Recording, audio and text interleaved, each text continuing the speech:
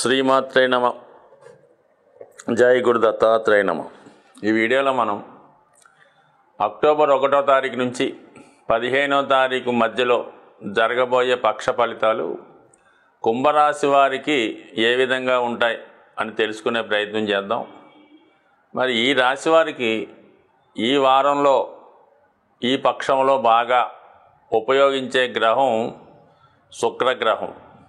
ఈ నెల 13 వరకు కూడా భాగ్యస్థానంలో శుక్రగ్రహ సంచారం జాతకుడికి తన యొక్క ఆర్థికపరమైన అవసరాల నుంచి బయటపడే విధంగా అదృష్టాన్ని కలిసి వస్తుంది.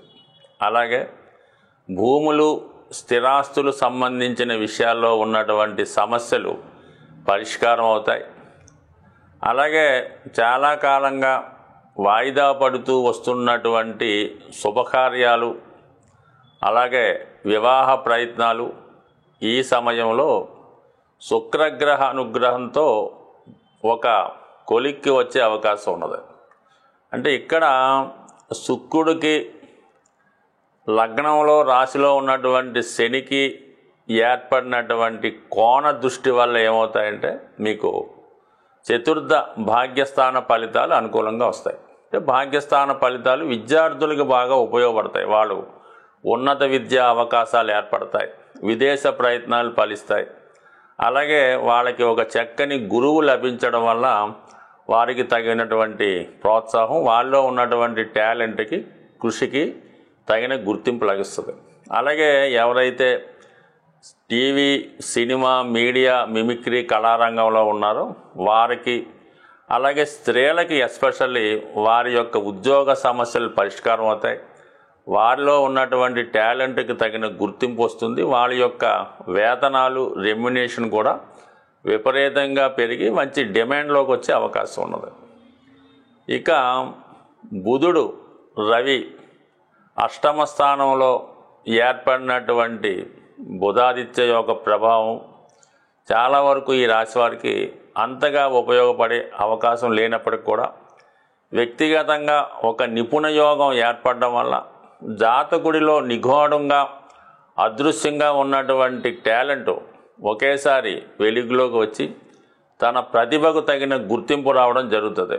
ఎవరైతే బాగా రీసెర్చ్ వర్క్లో ఉన్నారో, ఏదో ఒకటి కనిపెట్టాలి తెలుసుకోవాలనుకుంటున్న వారికి ఈ సమయంలో వారి యొక్క ఫలితం వచ్చే అవకాశం ఉంది.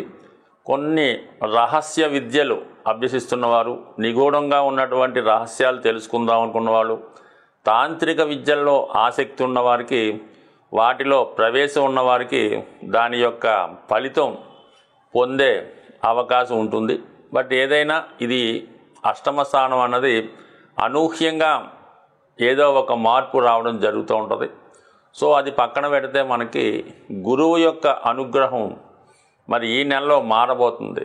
ప్రస్తుతం మోక్ష త్రికోణాన్ని యాక్టివేట్ చేస్తున్నటువంటి గురువు జాతకుడి యొక్క ఆధ్యాత్మిక చింతన పెంచుతూ ఉంటాడు. అయితే మనకి అక్టోబర్ 9వ తారీఖు నుంచి వక్ర గమనంలోకి వచ్చి తృతీయ స్థానంలోకి రావడం వల్ల కామ త్రికోణం యాక్టివేట్ అవుతుంది. అంటే 3, 7, 11 యాక్టివేట్ అవుతూ, అలాగే శుక్రగ్రహాన్ని శనిగ్రహంతో అర్ధకోణ దృష్టి ఇవన్నీ కూడా కుంభరాశి వారికి చాలా వరకు అటు ఆధ్యాత్మిక యోగాన్ని, అటు ఒక విధంగా వివాహ యోగాన్ని, ఆర్థిక యోగాన్ని కూడా ఏర్పరిచి జాతకుడు తనలో ఉన్నటువంటి నైపుణ్యాన్ని చాలా విపరీతంగా పెంచుకునే విధంగా ఈ గ్రహాల యొక్క స్థితి జాతకుడికి సహకరిస్తుంది.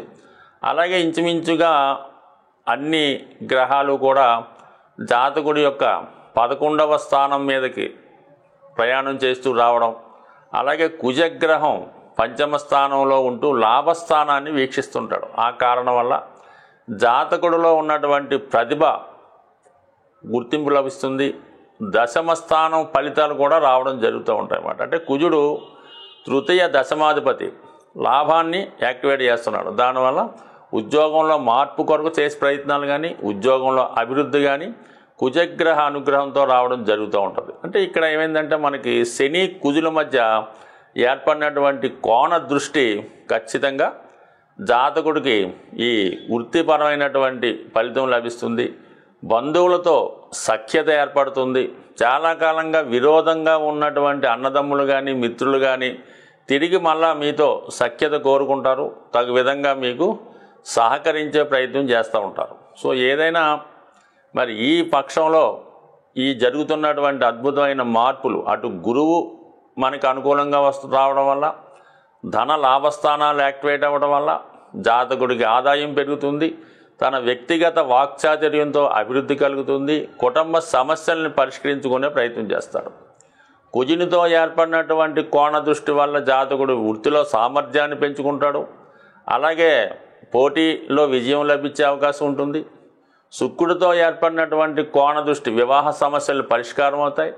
స్త్రీలతో అనుకూలత ఏర్పడుతుంది. స్త్రీలకి వ్యక్తిగతంగా లాభం కలుగుతుంది. ఇవన్నీ కూడా మరి జాతకుడికి అనుకూలంగా రావడం చాలా ఆనందదాయకంగా ఉంటుంది. కాబట్టి అయితే జాతకుడు రాశి అందే శనిగ్రహ సంచారం మరియు వక్రగమనంలో ఉండడం వల్ల జాతకుడికి విపరీతమైనటువంటి పని ఒత్తిడి ఏర్పడుతూ ఉంటుంది.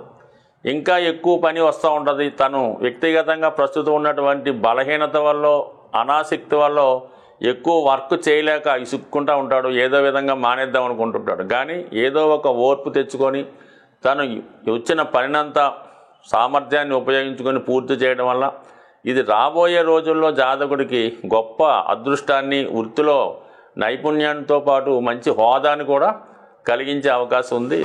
ఆర్థిక సమస్యలతో సతమతమవుతూ ఆ సమస్యల నుంచి బయటపడదామనుకునే అన్ని రాశుల వారికి కూడా రేపు ఈ పక్షంలో అక్టోబర్ 12వ తారీఖున వస్తున్నటువంటి విజయదశమి మిమ్మల్ని విజయం వైపు ప్రయాణించే అవకాశం ఉంది. ఈ సమయంలో మీరు చేయవలసినటువంటి ఆర్థికపరమైన లాభం కోసం కొన్ని రెమెడీలు చెప్పడం జరుగుతుంది.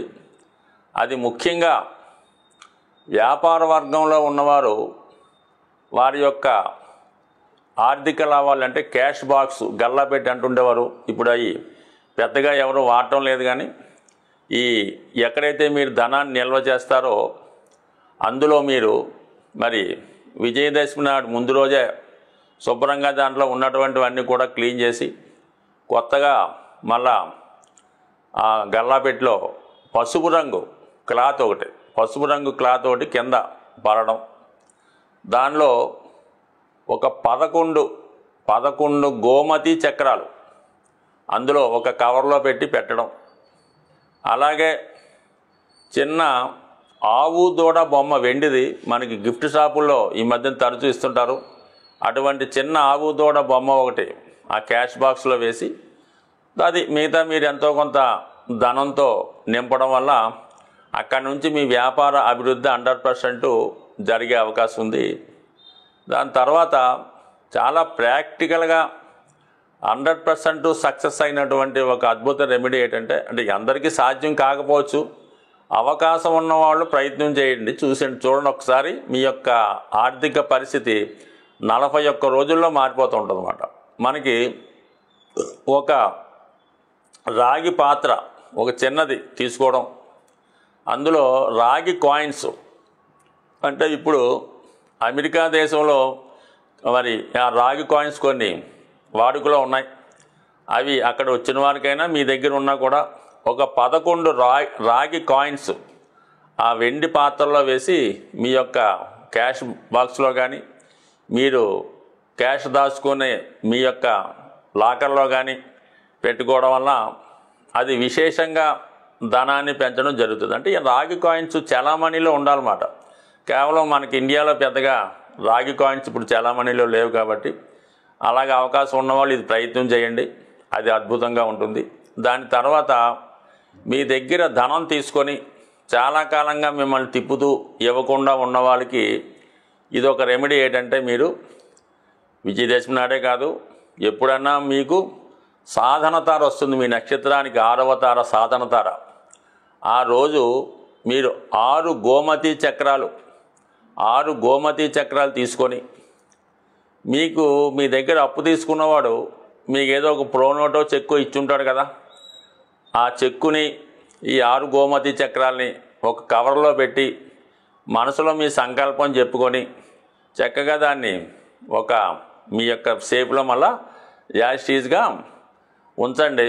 ఖచ్చితంగా మీకు 6 వారాలు లేదంటే 6 నెలల్లో మీ ధనం మీకు తిరిగి రావడం జరుగుతుంది. అయితే మొగమాటం వల్ల స్నేహం వల్ల ఈ ప్రోనోటో లేదంటే చెక్కు లేదనుకోండి, ఈ 6 గోమతి చక్రాల మీద సూక్ష్మంగా వాళ్ళ యొక్క మీరు ఎవరికైతే అప్పు ఇచ్చారో వారి పేరు రాయండి. అంటే పూర్తిగా కాకపోతే ఇనీషియల్ రాసి 6 వాటి మీద మరి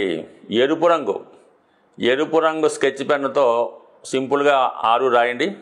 ఈ 6 గోమతి చక్రాల్ని మీకు అందుబాటులో పారుతున్నటువంటి నది ఉంటే మీ మనసులో సంకల్పం చెప్పుకొని మీకు డబ్బు ఇవ్వాల్సిన వాడికి ధనం చేకూరాలని కోరుకుంటూ ఆ ధనాన్ని మనకి ఇవ్వాలని ఆ పారే నదిలో విడిచిపెట్టండి.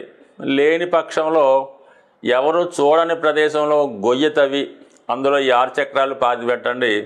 ఇది కూడా మీకు 6 సంఖ్య అంటే 6 వారాలు 6 నెలలు మరి 60 రోజుల్లో అన్న ఖచ్చితంగా మీ ధనం మీకు తిరిగి వచ్చే అవకాశం ఉంటుంది. బట్ ఏదైనా గోమతి చక్రాలు లక్ష్మీ స్వరూపం, అవి చాలా మంచి ఫలితాన్ని ఇస్తాయి. అలాగే మీ మనసులో ఉన్నటువంటి కోరిక తలుచుకొని ఒక 3 గోమతి చక్రాలు శివలింగం మీద పెట్టి మరి శివుడికి విధి విధానంగా అభిషేకం చేయడం వల్ల 100% మీ యొక్క ఈ రుణం రావాల్సిన రుణం మాత్రం 100% వస్తుంది. దాని తర్వాత మీ పర్సులో నిత్యం ధనం ఉండాలంటే శివాలయంలో అభిషేకం చేసినటువంటి మారేడు దళాన్ని ఒకటి తీసుకొని అది మీ పర్సులో భద్రపరచుకోవడం వల్ల నిత్యం మీ క్యాష్లో ధనం ఉండే అవకాశం ఉంది. స్వస్తి.